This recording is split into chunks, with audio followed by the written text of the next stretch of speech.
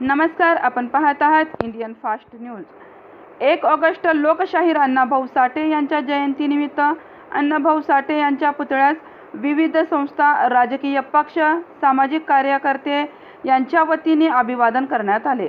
बाळासाहेब गायकवाड, शहर अध्यक्ष, Republican party of India, माजी आमदार TM कांबळे गट, किशोर गायकवाड, उमेश भैया मित्र परिवाराचे संस्थापक निलेश मस्के, सामाजिक कार्यकर्ते लक्ष्मण खाडे तसेच शहर जिल्ह्यातले बहुसंख्य लोक उपस्थित होते।